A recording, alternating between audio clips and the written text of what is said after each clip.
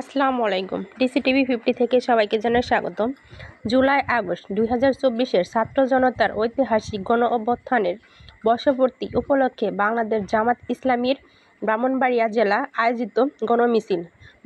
বক্তব্য রাখেন বিজয়নগর উপজেলা জামাত ইসলামী অন্যতম নেতা প্রফেসর আলী আজম। যা বলেন।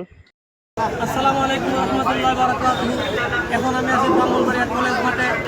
বাংলাদেশ জামাত ইসলামের কেন্দ্র ঘোষিত যে আজকে ফ্যাসিস্ট হাসিনা পলায়ন দিবসে ফ্যাসিস্টের বিদায় দিবসে আজকে কেন্দ্রে ঘোষিত সারা দেশব্যাপী জামাত ইসলামের মিছিলের আয়োজন করেছে।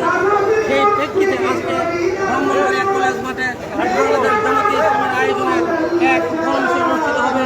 ইতিমধ্যেই আপনারা লক্ষ্য করছেন যে সারা ব্রাহ্মণবাড়িয়া জেলার প্রত্যেক 8টা উপজেলা থেকে লোকজনকারণ্য আসছে। আর কিছুক্ষণের মধ্যেই এই ঐতিহাসিক একটি মিছিল বের হবে জামাত ইসলামের পক্ষ থেকে।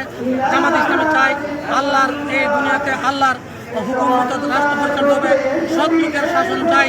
54 বছরের ইতিহাসে এই এই এই বিভিন্ন রাজনৈতিক দলের শাসন আমরা দেখছি। এবার আমরা দেখব ইসলামী হুকুমতের শাসন। আল্লাহর দুনিয়াতে বাস করে আকিমুদ্দিন দিন প্রতিষ্ঠা করা আমাদের দায়িত্ব।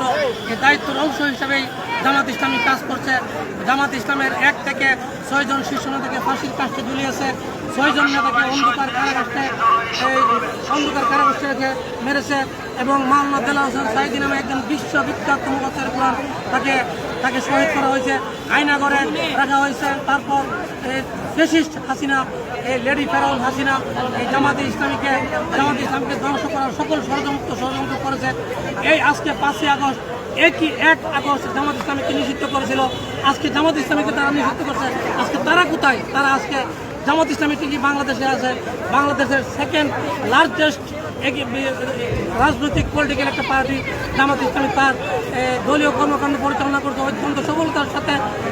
আজকে এই জামাত ইসলামের সারা বাংলাদেশে এই পতন দিবস, পলায়ন দিবস, ভারত তার জায়গা হয়েছে। পৃথিবীর কোনো রাষ্ট্র তাকে জায়গা দেয়নি, একমাত্র ভারত তাকে জায়গা দিয়েছে।